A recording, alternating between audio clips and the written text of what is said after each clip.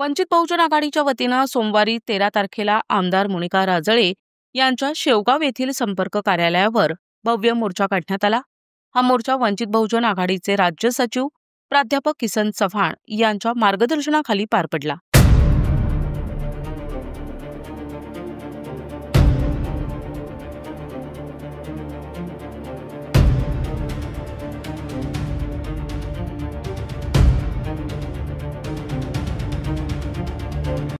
सकाळी 11:30 वाजता शेवगाव शहरातील आंबेडकर चौकातून मोर्चाला सुरुवात झाली आणि तो दुपारी 2 वाजता संपला।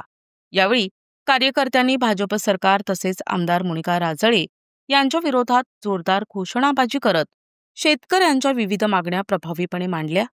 शासनानं तात्काळ ओला दुष्काळ जाहीर करावा, साखर कारखाना सुरू होण्यापूर्वी ऊसाचा दर निश्चित करावा, कापसाला हमीभाव मिळावा, पोट खराब्याच्या नोंदी दुरुस्त करून लावण्यात याव्यात, भूमी अभिलेख कार्यालयातील भ्रष्टाचार थांबवावा, अशा प्रमुख मागण्या या आंदोलनाद्वारे करण्यात आल्या आहेत।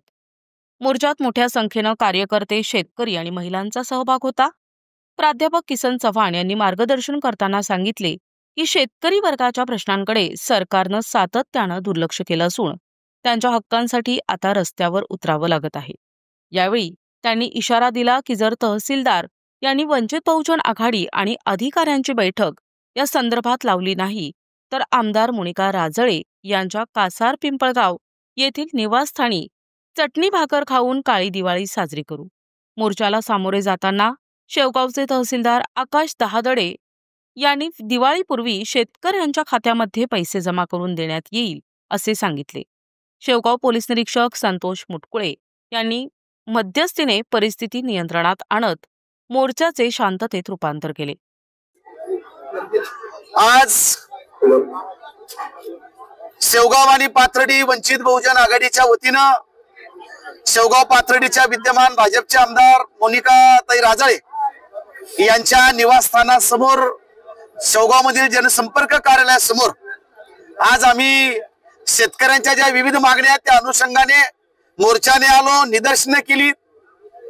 महाराष्ट्र सरकारमध्ये राज्यामध्ये अतिवृष्टी झालेली आहे, प्रचंड पाऊस झालेला आहे, शेतकऱ्यांचं मोठं नुकसान झालेलं आहे आणि म्हणून ओला दुष्काळ जाहीर करावा, हेक्टरी 50,000 रुपये नुकसान भरपाई द्यावी।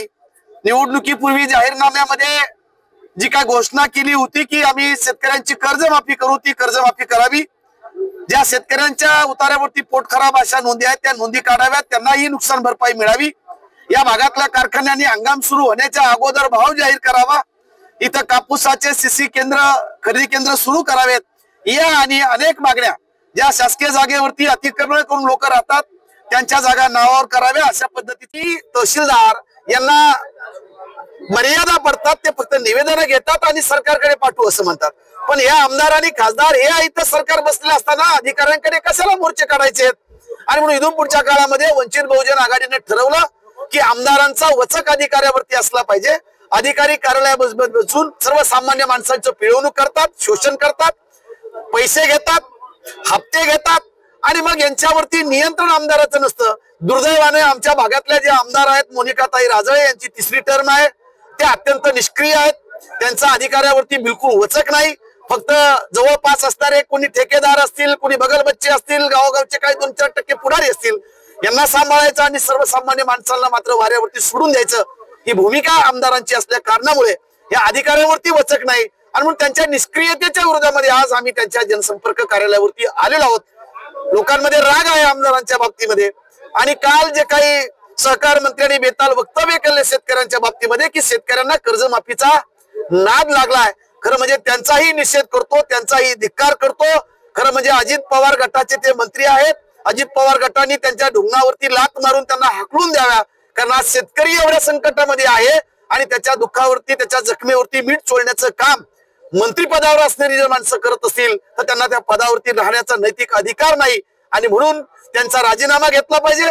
आणि हे जे काही महाराष्ट्रामध्ये चाललेले फडणवीस सरकारच्या काळामध्ये हे संबंध शेतकरी विरोधी आहे, सर्वसामान्य गोरगरीब कष्टकरी या सगळ्यांच्या विरोधामधले सरकार आहे।